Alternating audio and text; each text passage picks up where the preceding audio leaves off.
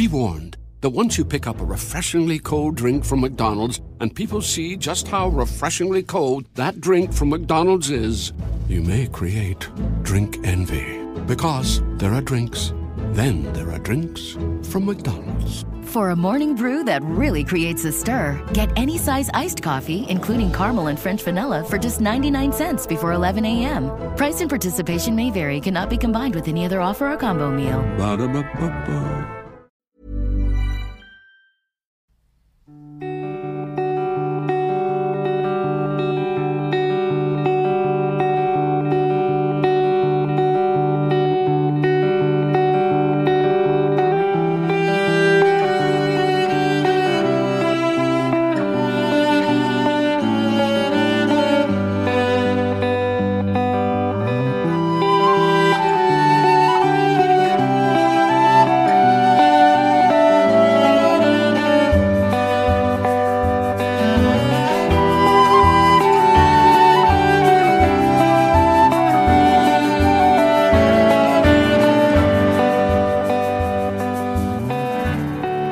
Yetov is always, over 40 years of singing it, maybe 8,000 times I sang it, and I gotta say it, I've never had to duplicate it. It's rewritten every day, again and again and again. I always say it's almost like doing the Amidah. When you pray 3 times a day, the real believer will do the Amidah, the Shmona Esrei, every time as if it's the first time he's ever done it, because he's actually putting himself back on course. So I don't pray, I sing Yetov. That is my prayer. I contemplate, I mean every word. I don't care who I'm singing for, the hillbillies, for rednecks, for whiters, for Spanish, for gypsies, for whatever. It's always Yetov in the end, and they get it. They don't understand a word, and they get it. It's odd because it's also the first song I ever wrote. I wrote it right here, on this sofa, 40 years ago. Yetov, כן, לפעמים אני נשבר, אז הלילה איתך אני נשאר.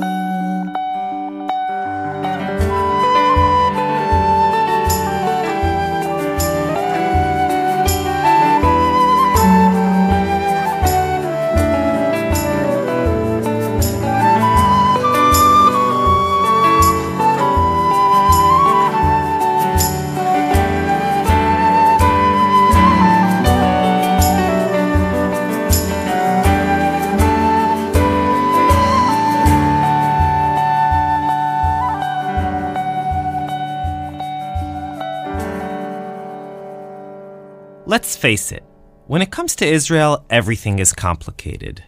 Politics are complicated, religion is complicated, democracy is complicated, the conflict is complicated, even our complications are complicated.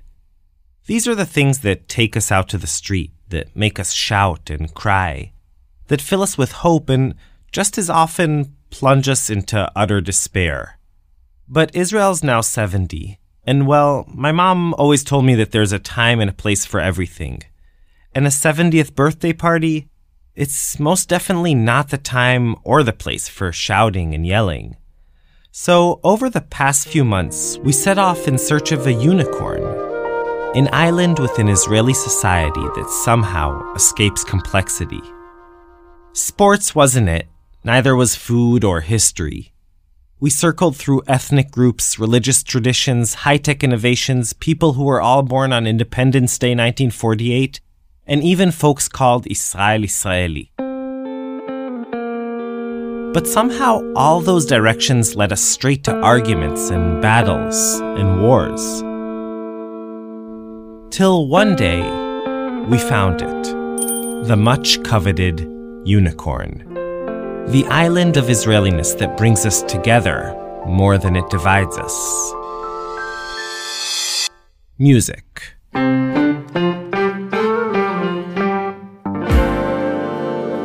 Hey, I'm Ishi Harman, and this is Israel Story.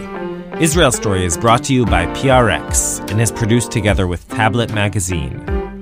So, we're about to embark on our first ever mini-series, which is all based on our newest live show, Mixtape. Over the next few episodes, we'll tell the stories behind some of Israel's most iconic tunes. It's sort of a musical journey through anthems, songs of yearning, of war, of peace. And today, Mixtape Part 1. Our hope? What is it about Israeli music that unites us, that allows people from different political persuasions, from different social spheres, from different backgrounds and ethnicities and religions even, to come together and sing? Here's Israeli author David Grossman. There is this Israeli phenomena of shira betzibur. Sing-alongs. Sing-along, yeah. That people are gathering, usually at a home, and maybe they screen the words of lyric, and there is someone with a piano or accordion, and we are all singing. And by singing, I feel, and I love to sing in these gatherings, as if we touch the basis of our existence. I also love these sing-alongs. When I was a kid, our neighbors, the Dukatlis, used to host them. And I remember how I'd climb over the fence and see the husband, Pinchas, who was later killed by a suicide bomber, play his accordion. These were songs of a different era, of pioneers, of palmachniks, of Eretz Yisrael HaYeshana VaTova, good old Israel. These songs, till today, make me and most Israelis, I think, feel at home. But Israeli music doesn't just unite Israelis. With all due respect to ICQ or Cherry Tomatoes, it's one of our greatest exports. Simple, beautiful, accessible. It just brings a smile to everyone's face and makes everyone feel great about Israel. And for a moment, at least, we could stop talking about all the complexities of Israel, conflict, challenges, and just really learn to love that sense of culture and therefore love the people and the land of Israel. And you probably know exactly what Mitch Cohen, the international director of Ramah camps, is talking about. I mean, just think of it. I bet many of you have found yourselves, whether it was at summer camp or in a youth movement activity, sitting around humming some songs like these ones. 1, 2, 3,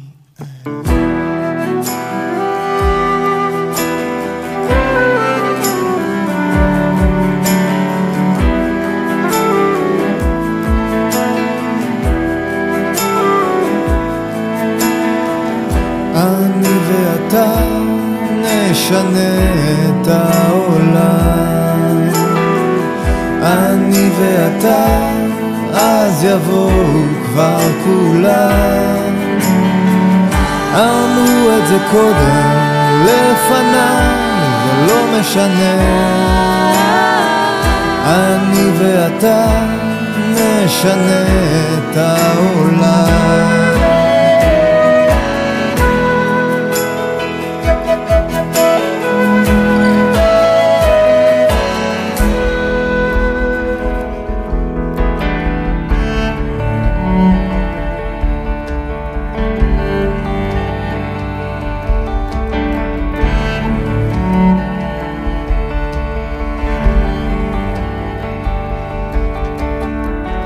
הגוזלים שלי עזבו את הקן, פרסו כנפיים ועפו, ואני ציפור זקנה נשארתי בקן, מקווה מאוד שהכל יהיה בסדר, תמיד ידעתי שיבוא היום שבו צריך להיפרד, אבל עכשיו זה ככה בא לי פתאום, אז מה הפלא שאני קצת טועה,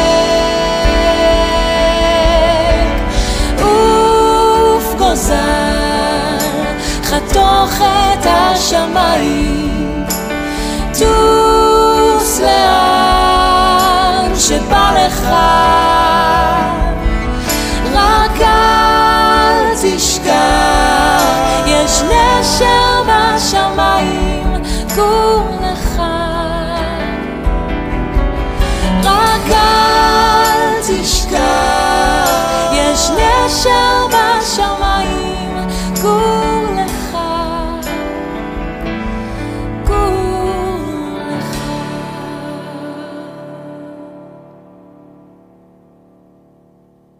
But it isn't only Arik Einstein that makes us feel all tingly inside and connected to Israel.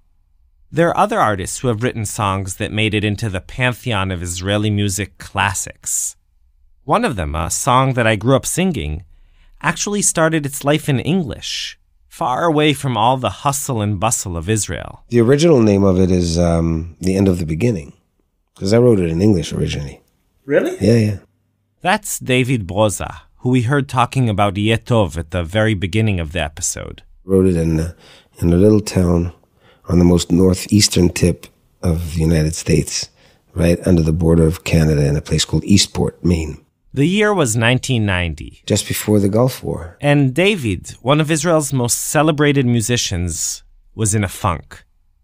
He had come to Eastport in search of a local poet, only to discover she had recently left town. It was a big sky and it was already like 20 degrees Fahrenheit, so it's really cold. He sat down, took out his guitar, started playing some bluesy chords, and singing to himself. This is the end.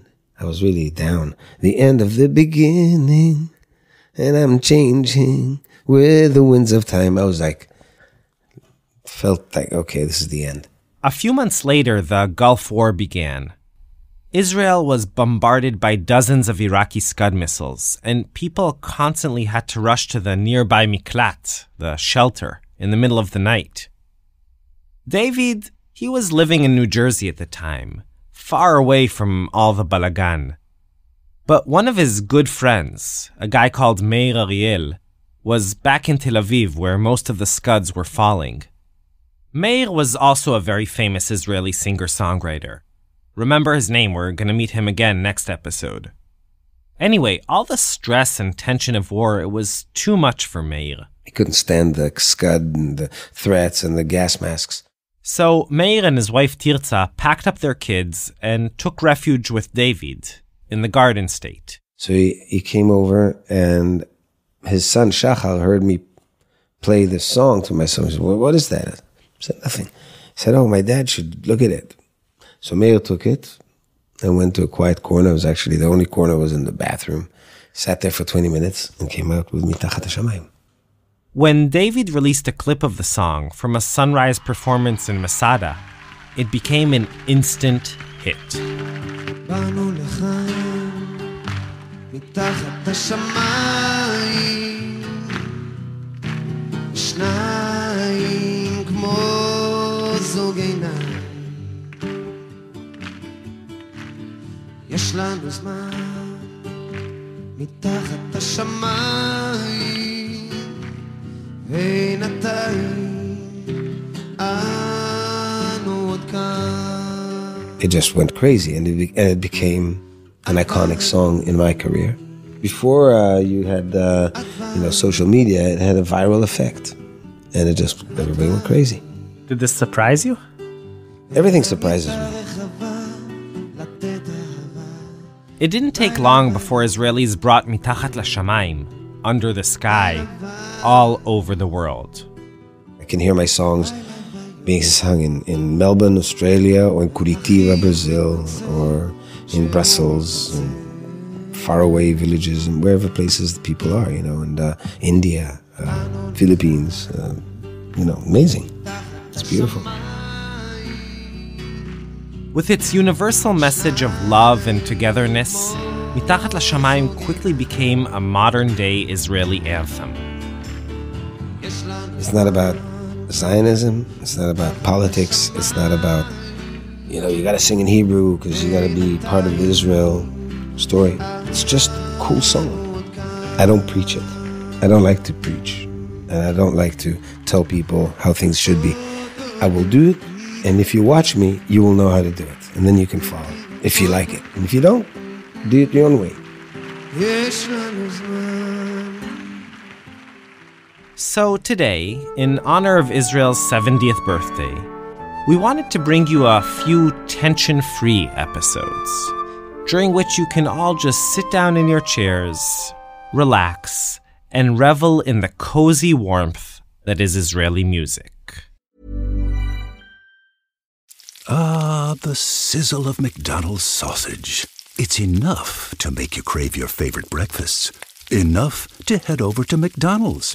Enough to make you really wish this commercial were scratch and sniff. And if you're a sausage person, now get 2 satisfyingly savory sausage McGriddles, sausage biscuits, or sausage burritos for just $3.33. Or mix and match. Price and participation may vary. Cannot be combined with any other offer or combo meal. Single item at regular price. Ba-da-ba-ba-ba.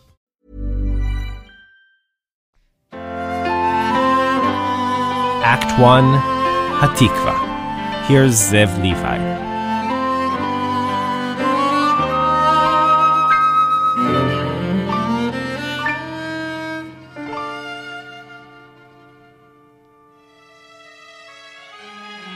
In May 2014, the Hamas released a YouTube video. It was a song, a surprising song.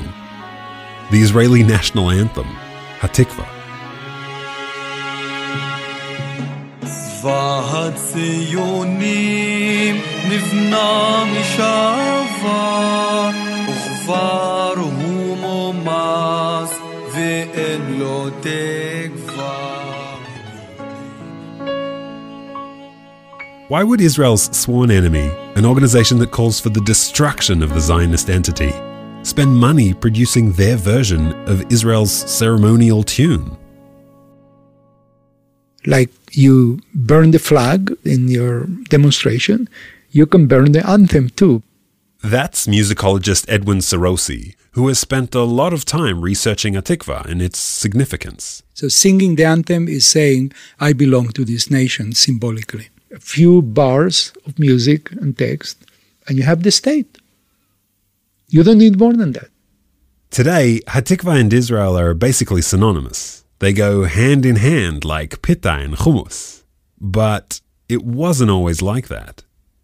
There was, to begin with, one pretty important man who did everything he could to bury the tune. Herzl, the founder of the Zionist movement, didn't like this song very much. Particularly, he really despised the poet. Theodor Herzl hated Hatikva because he thought that the lyricist was an embarrassment to Zionism. His name was Naftali Herz Imber.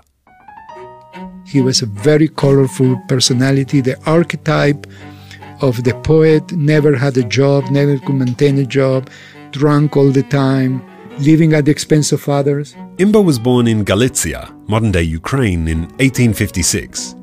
At 25, he set out for Palestine, and in his pocket he carried a notebook full of his half-finished Hebrew poems. One of them was called Tikvatenu, Our Hope. Naftali Herz Imber used to recite Tikvatenu in front of all the farmers here in Palestine. As you can imagine, the backbreaking work of land clearing and city building didn't put a poet's skills in high demand. Doctors, farmers, engineers, sure. Eccentric poets who wanted to discuss mysticism? Not so much. So Imber bounced between communities in Haifa, Yesod HaMa'ala, Rosh Pina, Mishmar HaYarden, and Petach Tikva. At night, he would perform his poetry for the locals, and during the day, while they worked the fields, he would raid their wine cellars. In 1886, Tikvatenu was included in Imber's first book of Hebrew poetry, Barkai, or Morning Star. Now, Tikvatenu is not Hatikva. It's 9 stanzas long and has no music. But it was popular. One of its early fans was Samuel Cohen, a winemaker from Romania who started humming a few of the verses to a Romanian folk song, Carol Kuboi, or Cart with Oxen. The song has no connection to Imber's Tikvatenu. He just felt that they fit well together. And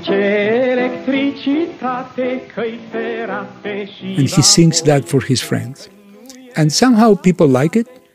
And from the point of view of communications and technology in Ottoman Palestine, it still surprised me how fast this song becomes disseminated. The folk tune, now shortened and recognizable as Hatikva, became a grassroots hit. It captured Zionist imagination and rang true to Jews around the world. But it only really broke out in August 1903 in Basel, Switzerland. The Sixth Zionist Congress was a buzz. Representatives were at each other's throats over the Uganda proposal, the idea of creating a temporary Jewish state in East Africa. On one side, those who felt that settling anywhere outside the land of Israel, even temporarily, was an abandonment of Zionist goals, a betrayal of Jewish history. On the other, the pragmatists. To them, a Jewish country anywhere in the world would save Jewish lives from looming pogroms. The debate quickly got out of hand as the representatives felt the weight of a 2,000-year-long history on their shoulders. The Russian delegation actually walked out, but to no avail.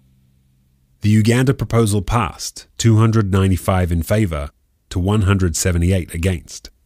Those committed to the physical land of Israel had failed to sway the minds of the assembly.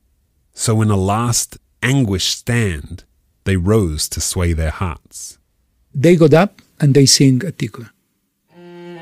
This move wasn't joyful or triumphant. It was a reprimand. They sang Hatikva to remind their peers of one of its lines.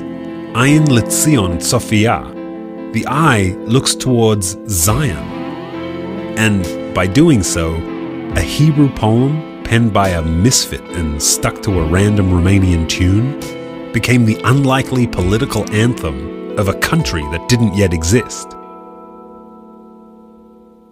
Pretty quickly, Hatikva transformed from a Zionist anthem into a global Jewish one. Synagogues printed it in collections of piyutim and read it during services. Publishing houses included it in Passover Haggadot, right along with the local national anthem.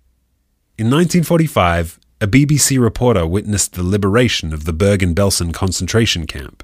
He recorded the camp's survivors performing their first Friday evening Shabbat service as free people. These people knew they were being recorded. They wanted the world to hear their voice.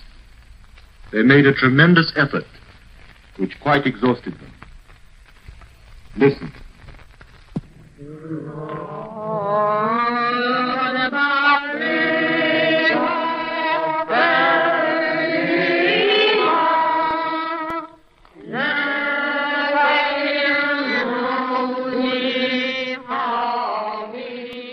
Since Israel's establishment in 1948, Hatikva has been sung at every state ceremony. Still, though, many Israelis claim that it doesn't represent their Israel. There's no mention of God, the Bible, or modern Israeli history. In fact, after Israel's swift military victory in the 1967 war, a member of Knesset introduced a bill to adopt a new, more triumphant song as the national anthem. You'll hear all about that later on. And of course, Hatikva excludes 20% of Israelis. Hatikva is song for Jewish people. Nefesh Yehudi.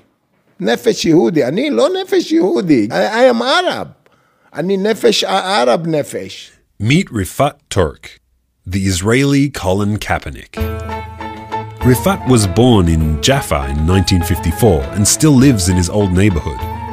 He's muscular and bald with a beaming smile and a powerful stare. In 1976, he became the first Arab on Israel's national soccer team.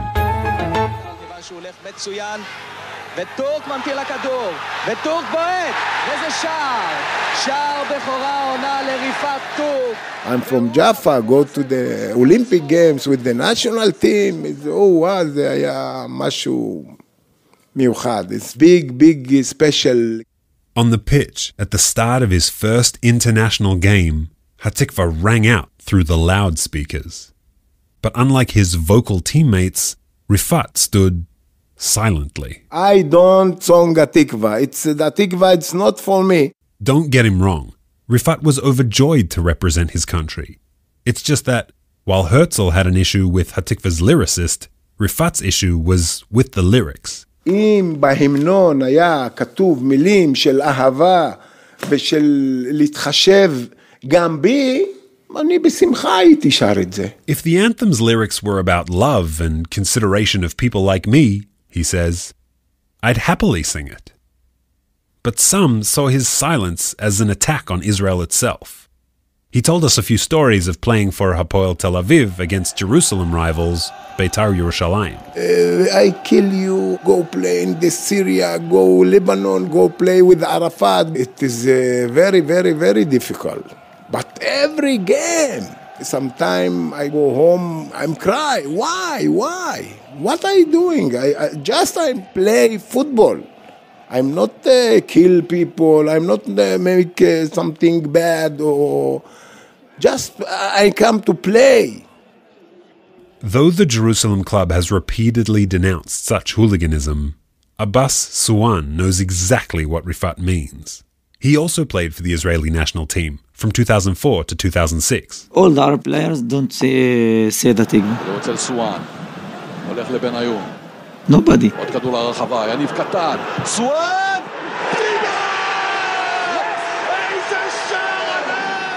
Right after he scored this game-tying goal in the last minute of a World Cup qualifier against Ireland, Abbas arrived in Jerusalem for a league game. And Beitar Jerusalem bring very big sign. The sign read, Abbas Suwan does not represent us.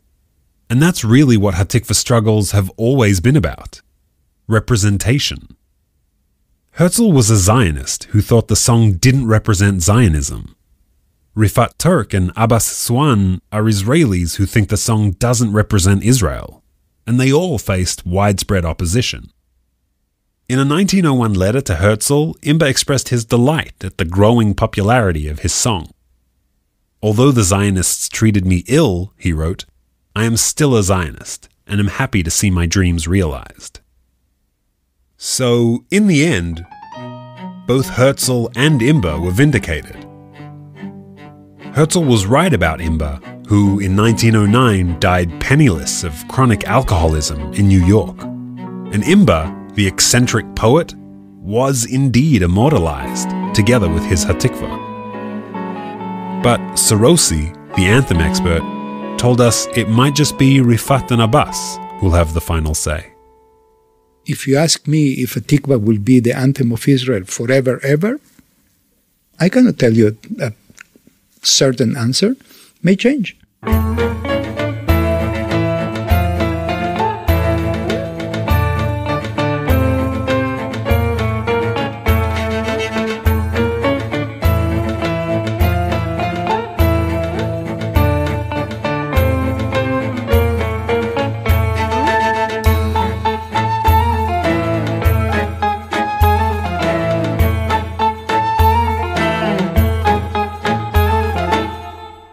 Zev Levi. So you might have noticed that Zev said that back in the late 60s, there was a member of Knesset who wanted to replace Hatikva. Well, this is him. I am Uri of Neri. I'm 94 years old. In my youth, I was a terrorist against the British, and later I was a combat soldier in the Israeli War of Independence. I've all my life been a peace activist, and I'm a peace activist now. Uri, what led you to suggest changing the Israeli anthem? Well, I detest the Israeli anthem, because the anthem has nothing to do with Israel. It was composed by an unimportant poet, and it is about Jews somewhere abroad who are longing for the land of Israel. It has nothing to do with people in the land of Israel. I don't turn to the east because I live in the middle. In the east, I'm looking at Jordan or India or China. It is a completely irrelevant song, irrelevant to a state in which we have two different populations, the Jewish and the Arab. And For many, many years, I'm thinking about the need to get rid of this anthem and have a real Israeli anthem. In 1965, Uri was elected to the Knesset as the sole representative of his party, Ha'olam Hazeh, which was, despite the fact that Uri himself never cared for the designation, a radical left-wing party. Uri and his followers were labeled as mischievous troublemakers. Well, we wanted to create a different Israel. But his suggestion to replace the national anthem following the Six-Day War was unusual, if not borderline bizarre, even for him.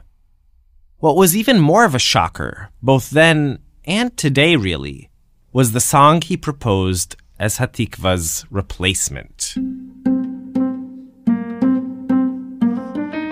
The anthem of the war.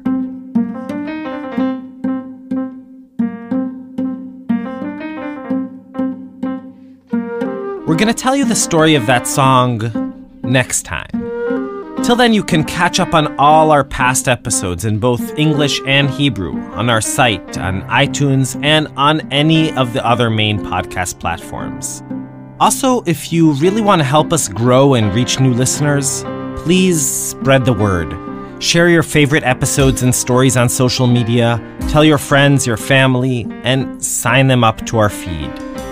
You can also follow us on Facebook, Twitter, Instagram, all under Israel Story. And if you want to sponsor episodes of Israel Story, simply drop us a line at sponsor@prx.org. As I mentioned, this is the first part of our music mini-series, which is all based on our latest live show tour throughout North America. Of course, we can't give you the full experience of a live show. Live music, amazing original artwork, images, video, and just the energy of being on the stage. So if you didn't get a chance to catch us live and would like us to come to your town next time around, email us at livetour@israelstory.org. Thanks to everyone who made this tour happen, and especially to our tour manager, Hannah Barg. In Virginia, thanks to the one and only Robin Mainkol, and to Art and Annie Sandler, the most gracious and generous hosts I've ever had the privilege of meeting. To Nati Chorev, Melissa Eichelbaum, Greg Damanti, and all our friends from the Virginia Arts Festival and the United Jewish Federation of Tidewater. It took a treacherous 17-hour drive through a snowstorm to get to Toronto, but Ben Moraine, Lily Shattuck, and Leah Braslau of the New Israel Fund Canada couldn't have been kinder and more supportive. Thanks, guys. And thanks also to Peter Fellhaber, Lynn and Aubrey Kaufman, and Alyssa and Gil Palter. To our JCC Manhattan family, Joy Levitt, Sheila Lambert, Amanda Crater, Matt Temkin, Megan England, Sam Brunswick, Philip Sandstorm, and, it goes without saying, Megan Whitman. Thanks also to Hanoch Piven, Igor Beregovsky, Nomi Schneider, Esther Werdiger, Wayne Hoffman, Ali Otman, Rachel Misrati, Izzy Mann, Guy Arieli, and Ilan Ben-Zion.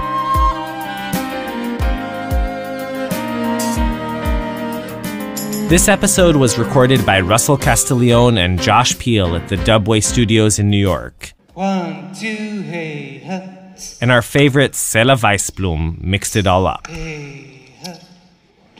Israel Story is brought to you by PRX, the Public Radio Exchange, and is produced in partnership with Tablet Magazine.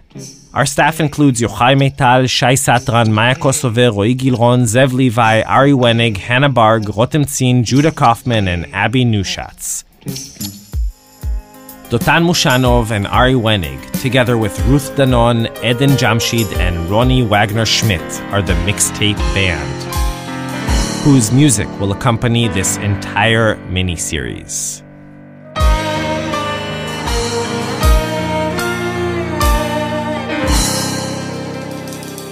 I'm Ishi Harman, and we'll be back very, very soon with part 2 of our mini-series.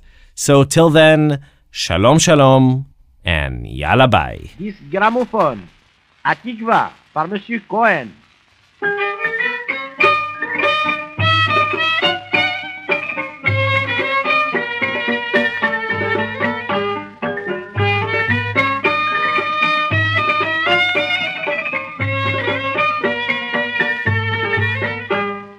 كل عضب اللي بفيني ما نفس الهودي هومية والفهاتي مزرح قديمة عاين لسيون صوفيا عطلوا أمتك فتينو إكبر المسلم لنتو بإيرين فمتينو لعبادة بالحمام لنتو بإيرين فمتينو كل عدي معود معينينو يزدلو كي غسمني دابوت وربابوت مبيني عمينو عده الخيم عالقبر هابوت عدلو حمدك فتينو يقبر النصارى لانتو بالغيرين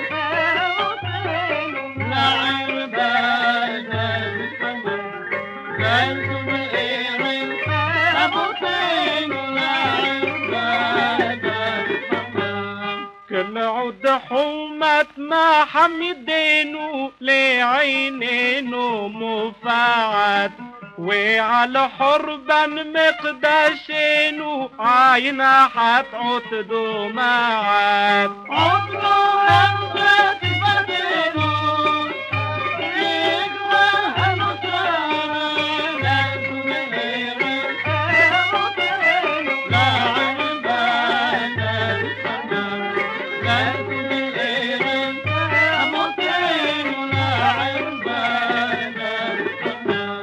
كل عود الشمع علي دي رخايم سعر يكاتشي هي وبين حرب وطير وشلايم عود بسيون بوخية عطلو همك فتينو تقبل المسلمة لنتو بالغيرين فمتينو لعبادة بالحمام لنتو بالغيرين فمتينو لعبادة بالحمام كل عدمي أير دين بيغاهون ميلو غيدوتا ويزيلو واللي يمكن نيرت بيساهون بيقول مولا يبيلو.